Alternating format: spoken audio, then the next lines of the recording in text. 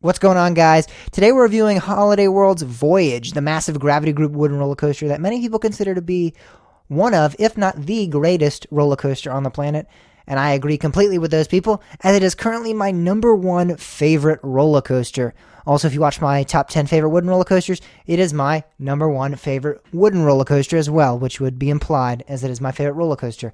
This is a massive roller coaster. One thing that I want to highlight before I start talking about the ride experience itself is just how massive it looks walking up to it and driving up to it when you drive up to Holiday World and then when you walk into the park. It looks like a hyper coaster. Yes, El Toro, yes, Lightning Rod are both large coasters, but I'm telling you, no other wooden roller coaster has looked this large to me in person. I was blown away by how large it is. Maybe it's because it's in the middle of nowhere in Indiana and you know, there's nothing really tall around. So when you go up to it, it's crazy how tall it is. And El Toro, maybe it's because you have Kid Nick in the background.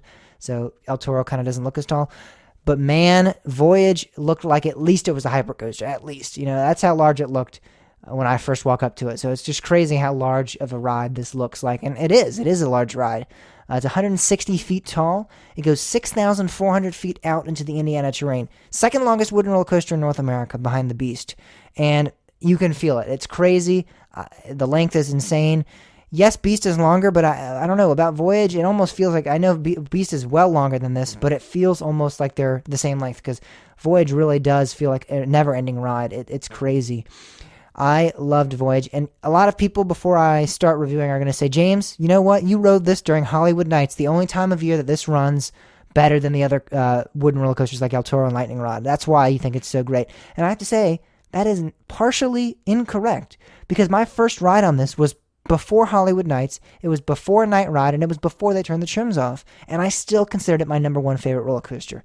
So yes, maybe riding it multiple times at nighttime might have affected how I ranked it, but I'm telling you, when I first rode it and during the day, I 100% was like, this is my number one favorite roller coaster. Yes, maybe the night ride solidified that for me, but I'm telling you, the day rides were just as good, and the day rides without the trim brakes off were just as good as any.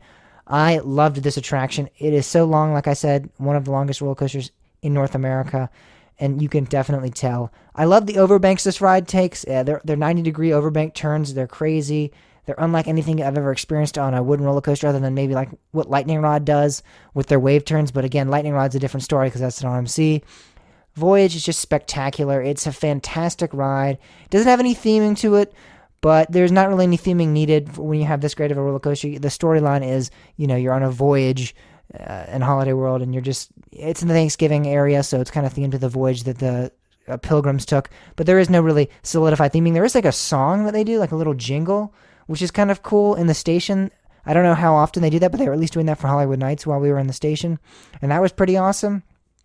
And yes, I will have to say that they did turn the trim brakes for us off. They turned those off, and yes, that again might have solidified Voyage as my number one, but again, before the trim brakes were off, it was still my number one. The trim brakes do slow down the ride for a portion, however, it is very unnoticeable because as soon as you hit the trims, you then fall into the triple down, and then you're right back gaining momentum, and then you don't lose the speed until the very end of the ride. So yes, there are trim brakes during the ride. However, I know a lot of people that think I-305 is one of the greatest roller coasters of all time, and guess what? That is one of the worst trim brakes ever. So if you're going to complain about those, I think you got to complain about Holiday World's Voyage. If you're going to complain about Voyage, you got to complain about I-305s. So you can't have it one way or another. You have to take it both ways. And I know plenty of people that will say I-305 is the greatest roller coaster ever created, but then they'll call Voyage overrated. And Voyage has the probably less significant trim brakes, in my opinion. I think its I-305 trim brakes are atrocious. So Voyage in Holiday World is one of my favorite wooden roller coasters that has the PTC trains on it.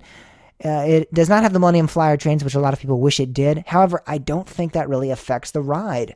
A lot of people say it does, but I think I actually enjoy the PTC trains. I think they're fun. I think they kind of show a classic wooden coaster feel. Yeah, maybe the Millennium Flyers would improve the ride experience a little bit, but I honestly don't think it would change that much at all. And I know PTC actually, when we were up there, I was up at Hershey Park this past February for an ACE event, and they were talking about how I had just remodeled some of the trains, and they've gotten newer trains, so they're updated and nicer trains now on Voyage. We're going to see that this coming year, so that's exciting information to hear.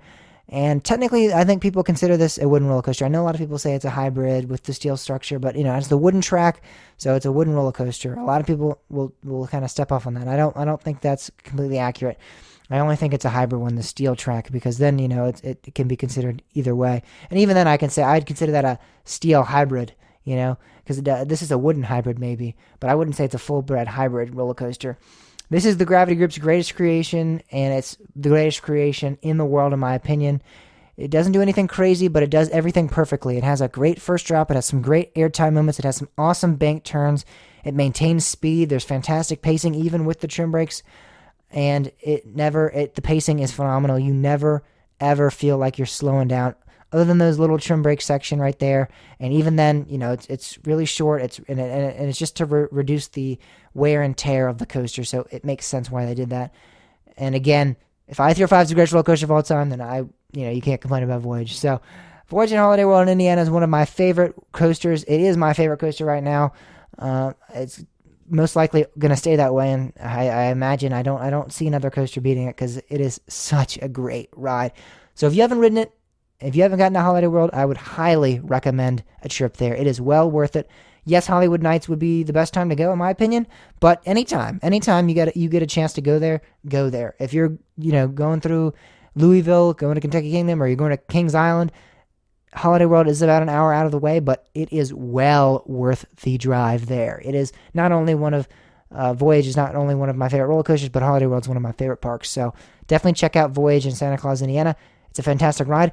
For its final score, I give Voyage a 10 out of 10. Obviously, hopefully I would give my favorite roller coaster a 10 out of 10. This is a fantastic ride. Again, smooth, maintains great pacing, great airtime. Overbanks are fantastic. It's intense. It has a great first drop.